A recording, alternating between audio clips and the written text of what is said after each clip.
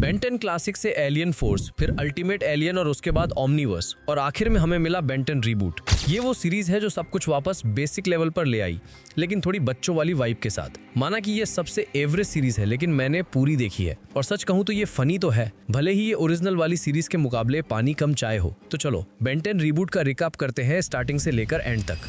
Ben 10 reboot normal Ben 10 की story से काफी अलग है। सबसे पहले बात करते हैं ग्रैंडपा मैक्स की।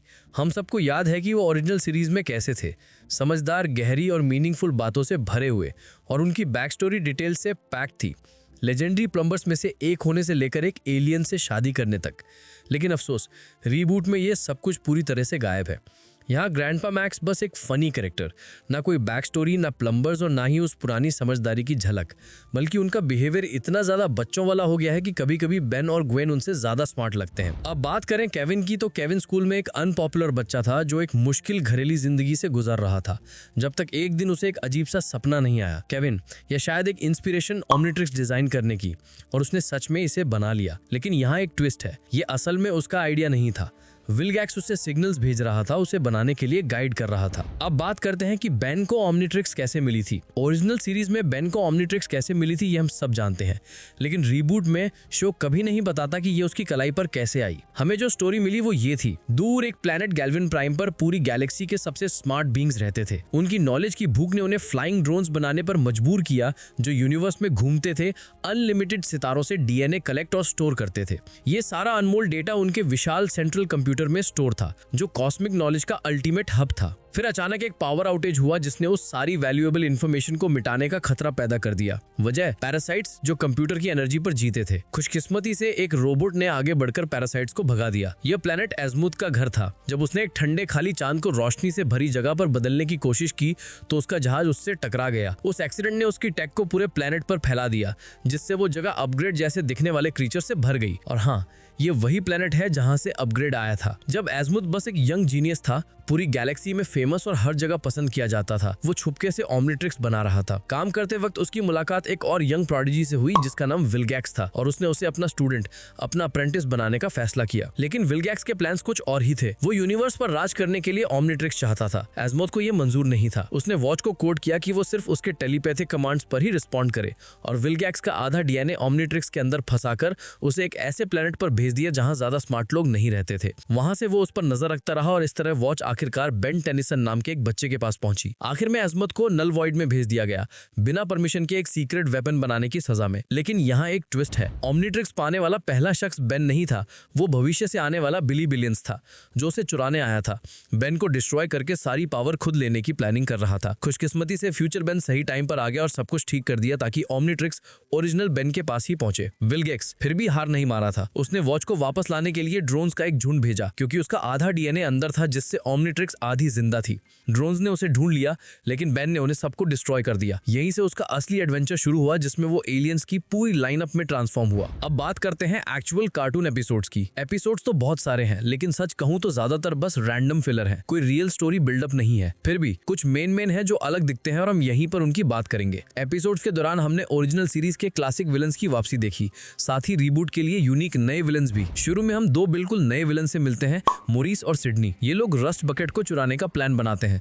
जब बेन उसे साफ कर रहा होता है, वो उनसे लड़ता है, और बिल्कुल ये एक वर्म मॉन्स्टर बैटल में बदल जाती है। बेन जीत जाता है, अपने पहले 3 एलियंस एक्सेलरेट, फोर आर्म्स और कैनन बोल्ट में ट्रांसफॉर्म होकर। सभी क्लासिक सीरीज से आते हैं। नेक्स्ट एक कैंपिंग ट्रिप के दौरान हमें 3 नए रोबोटिक विलन्स मिलते हैं। उनमें कोई इमोशंस नहीं है, और वो मौसम के साथ छेड़छाड़ करने की कोशिश कर रहे हैं। इस बीच बेन ओमनीट्रिक्स के ग्लिच होने से परेशान है, जिससे अजीब ट्रांसफॉर्मेशंस हो रहे हैं। आखिरकार वो उन्हें बंद कर देता है। बाद में जब फैमिली बोर्डवॉक जाती है तो उन पर एक जायंट रोबोट हमला करता है, जिसे एक नए विलन स्टीव स्मिथ ने बनाया है। ये कैरेक्टर है जो ओरिजिनल में नहीं था, एक टेक से नफरत करने वाला इन्वेंटर जो पास्ट को वापस लाने के जुनून में है। पहले तो बेन अपने समुद्री जीवों के डर के कारण स्ट्रगल करता है, लेकिन आखिरकार वो फोर आर्म्स का इस्तेमाल करके स्टीव स्मिथ को हरा देता है। एक और विलन सामने आती है, बी क्वीन। सच कहूं तो वो बस बेवकूफ है, यहाँ ज्यादा टाइम देने लायक नहीं है।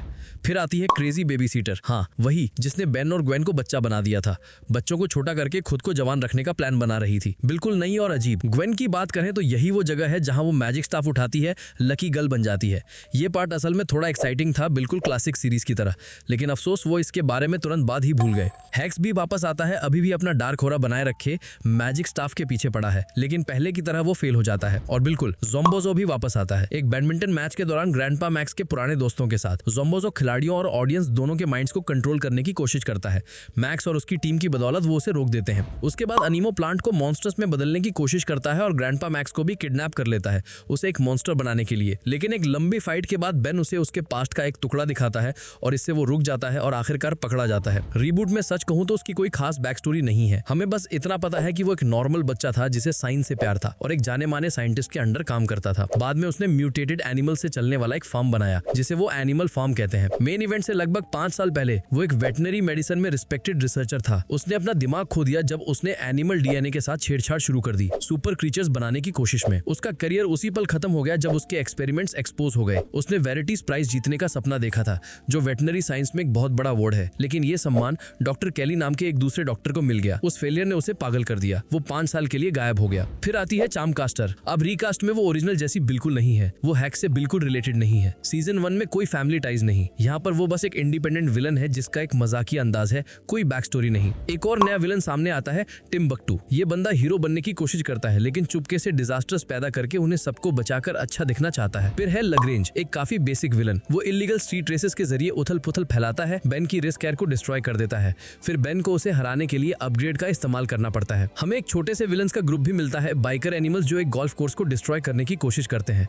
बेन उन्हें रोक देता है। बिल्कुल यही वो जगह है जहां वो पहली बार वाइल्ड वाइन का इस्तेमाल करता है, लेकिन यहाँ पर शॉकिंग बात यह है, डिजाइन पूरी तरह से बदल गया है। प्लांट टेंटेकल्स के बजाय वाइल्ड वाइन की अचानक से लेग्स आ गए हैं, बड़ा डिजाइन। नेक्स्ट है बिली बिलियंस। सच कहूं तो बेहतर विलन्स में से एक। वो सुमो स्लैमर कार्ड्स और रस्ट बकेट को चुराने की कोशिश करता है, अपनी सारी फैंसी टेक का इस्तेमाल करके बेन को काफी परेशान करता है, लेकिन आखिर में बेन उसे हरा देता है और सब कुछ वापस ले आता है। फिर आता है माइकल मॉर्निंगस्टार, एनर्जी ड्रेन करने वाला विलन। बेन और ग्वेन उसे एक मूवी सेट पर देखते हैं, वो लोगों की एनर्जी पर जी रहा है, यहाँ तक कि उन दोनों को ही ड्रेन करने की कोशिश करता है। खुशकिस्मती से वो उसे और ज्यादा नुकसान पहुंचाने से पहले रोक देते हैं। एक और इंटरेस्टिंग विलन है डीजे डेसिबल, साउंड मैनिपुलेटर। अपने एक शो के दौरान वो पूरी ऑडियंस को किडनैप कर लेता है और $1 बिलियन मांगता है।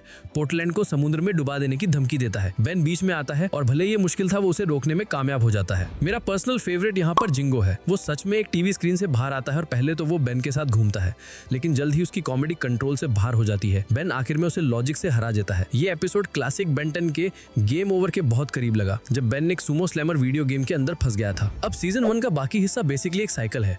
हर विलन जिसके बारे में हमने बात की वो दोबारा आता है, हैक से लेकर बिली बिलियंस तक, मोरिस और सिडनी ज़ोम्बोज़ो, डॉक्टर नीमो और लग्रेंज। हर बार बेन उनका सामना करता है और जीत जाता है। और यही वो जगह है जहां बेन पहली बार स्टिंग फ्लाई में ट्रांसफॉर्म होता है, जिसका डिजाइन भी पूरी तरह से बदल दिया गया था। अब शो में एक बहुत बड़ा मूवमेंट आता है जब वॉच के अंदर एक बिल्कुल नया एलियन आ जाता है, और जब बेन ने उसे चुना तो वो विलगैक्स निकला। ये चीज बेहद स्ट्रॉन्ग थी, उसने एक मॉन्स्टर को ऐसे हराया जैसे कुछ भी ना हो। ठीक उसके बाद ओमनीट्रिक्स गड़बड़ करने लगी, बेन बिना उसके कंट्रोल के अलग अलग एलियंस में बदलने लगा। फिर एक टनल एक्सीडेंट के बाद बेन ने फिल नाम के एक आदमी को बचाया, जब तभी 3 मर्सिनरीज वॉच चुराने की कोशिश करते हुए आ गए। ये लोग क्लासिक सीरीज में भी ऐसी वजह से आए थे, और उनमें से तो एक डायमंड हेड जैसा दिखता था और उस वक्त बेन का एलाई भी बन गया था। लेकिन यहाँ पर सब कुछ अलग हुआ, बेन फिर भी उनसे बचने में कामयाब रहा। फिल समझने की कोशिश कर रहा था कि ओमनीट्रिक्स के साथ क्या हो रहा है, और उसने बेन को चेतावनी दी कि वो उसे इस्तेमाल ना करे, लेकिन हमेशा की तरह बेन ने नहीं सुना।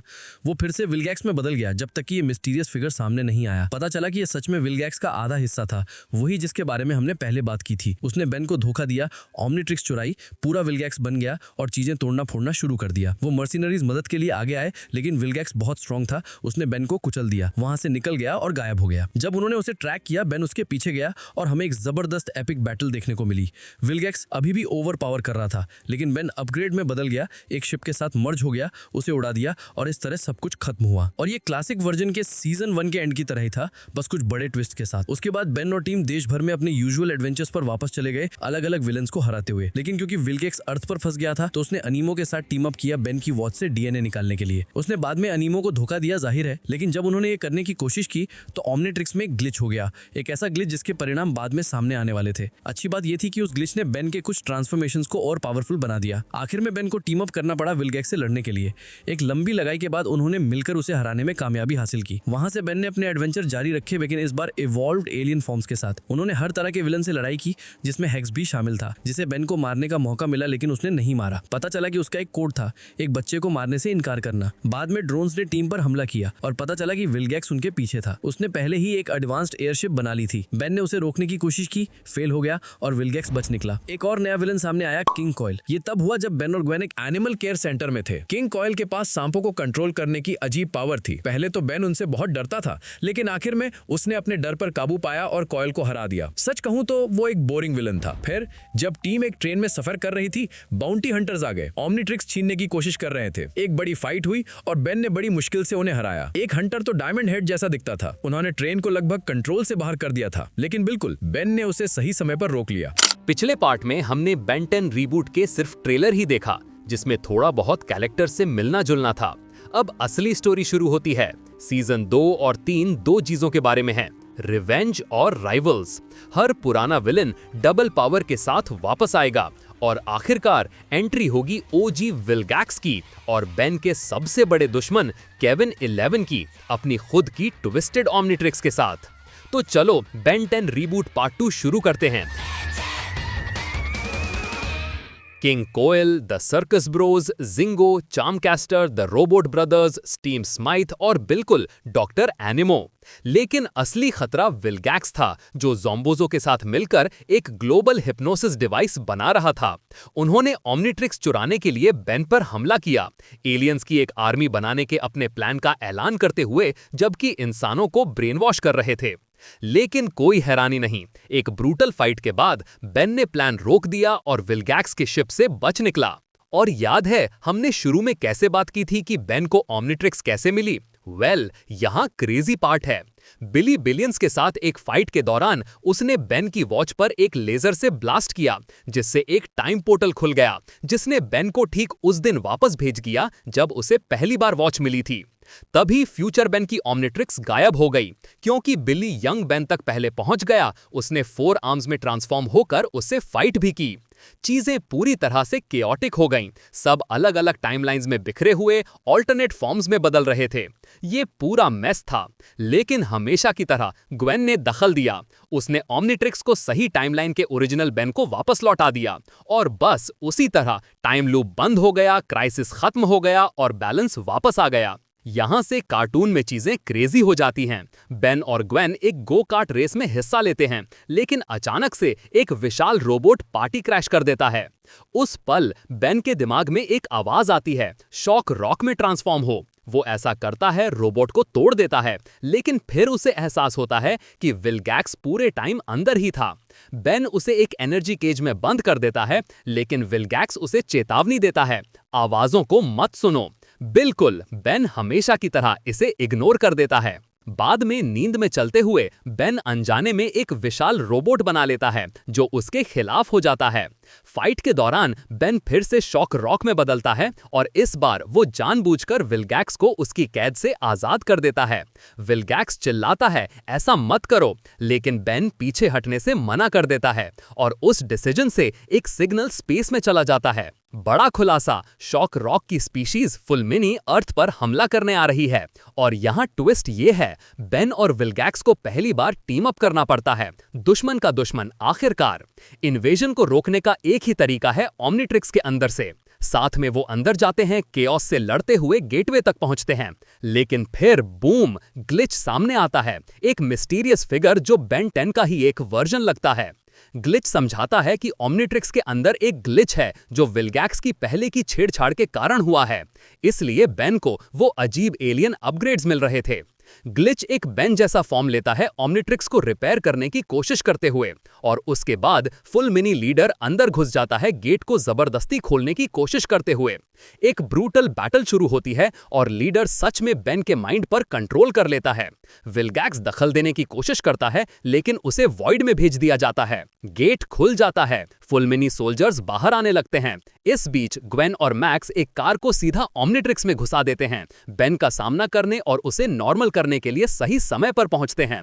एक शानदार पल में सब ओमनिट्रिक्स की एनर्जी के साथ मर्ज हो जाते हैं, यूनाइटेड एलियंस में ट्रांसफॉर्म होकर लड़ने के लिए तैयार। साथ में वो लीडर को ओवरपावर करते हैं, गेट को जोर से बंद करते हैं और इन्वेजन को खत्म करते हैं।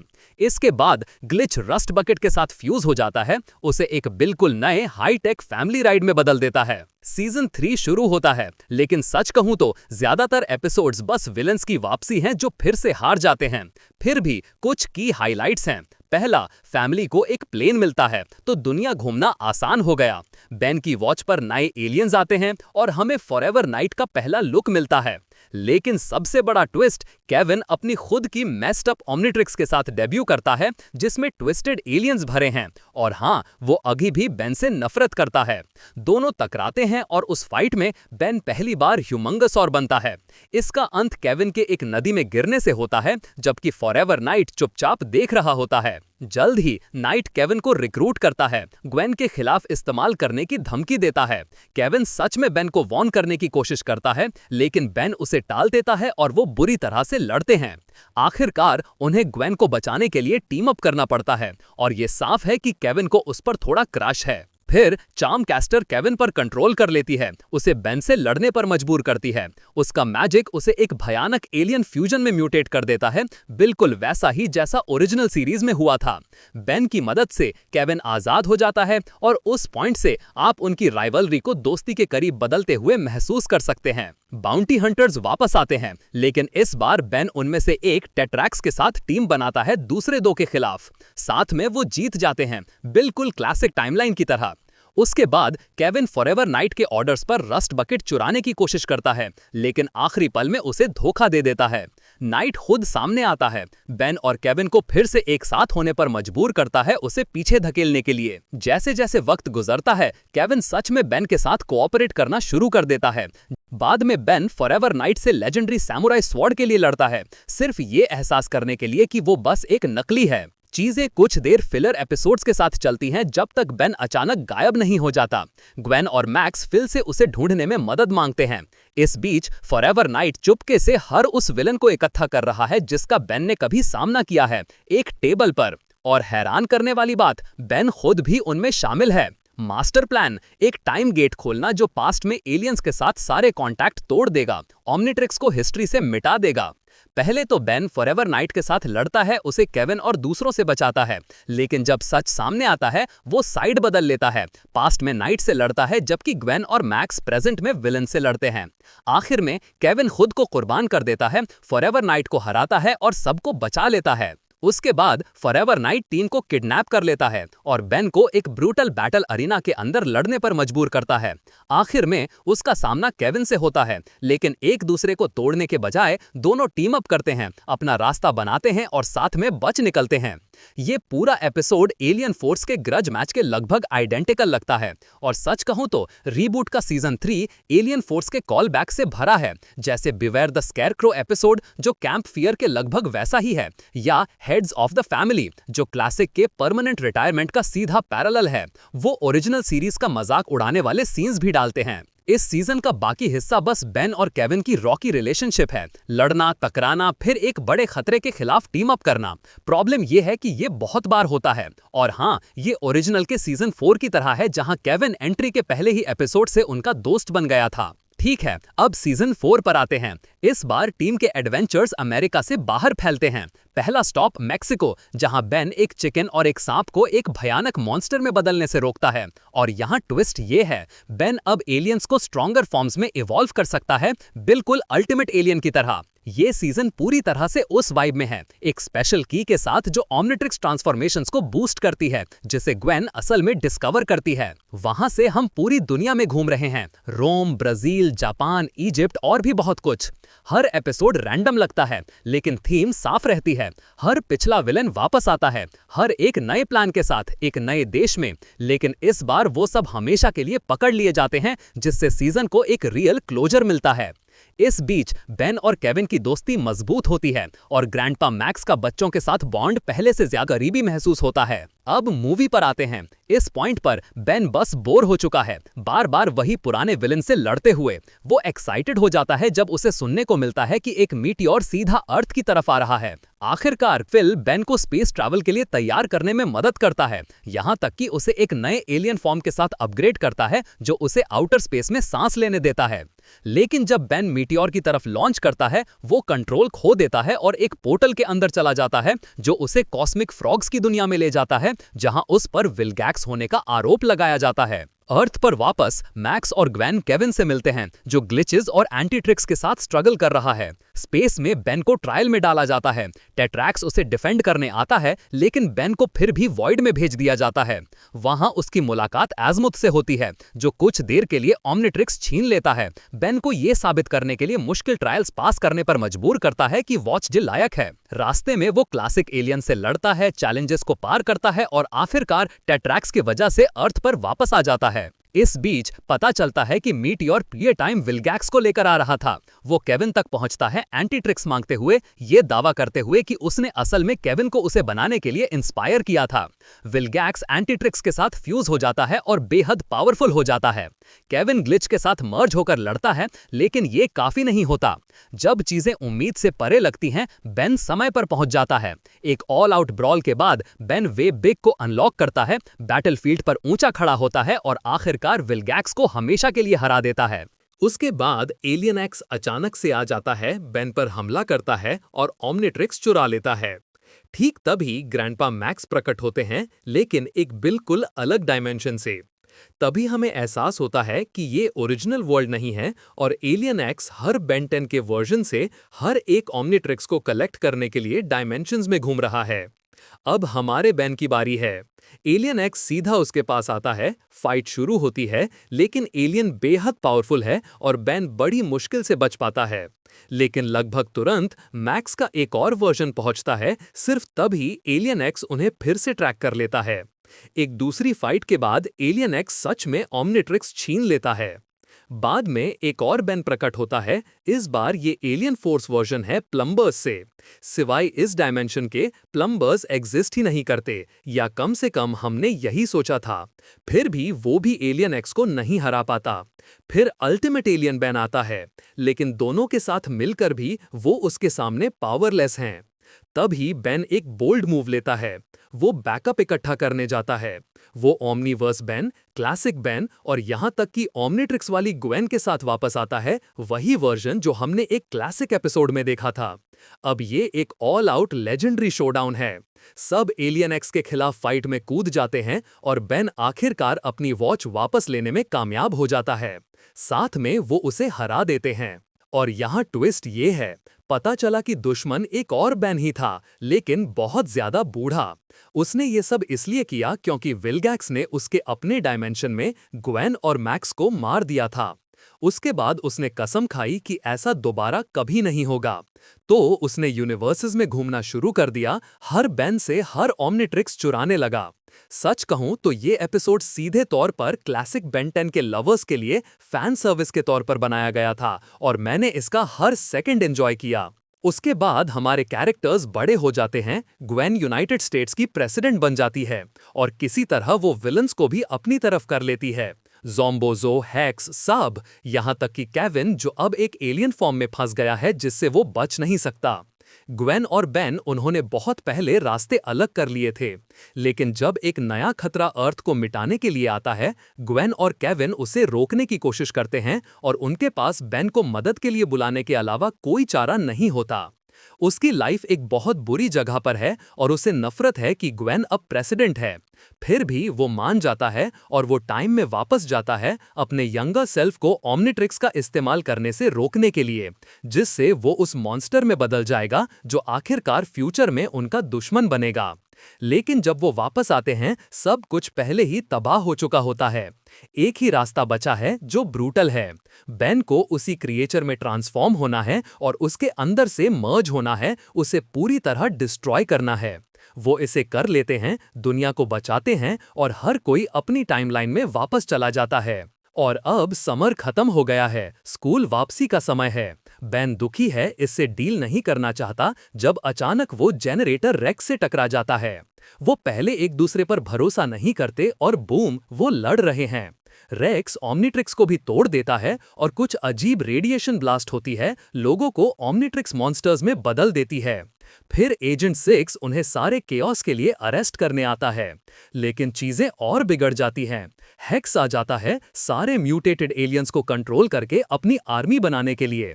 एक लंबी सीरीज ऑफ बैटल्स के बाद टीम आखिरकार एक साथ आती है। रेक्स ऑम्निट्रिक्स को अपनी टेक से अपग्रेड करता है, सबको वापस नॉर्मल कर देता है। स्टोरी एक बार के लिए हैप्पी नोट पर खत्म होती है।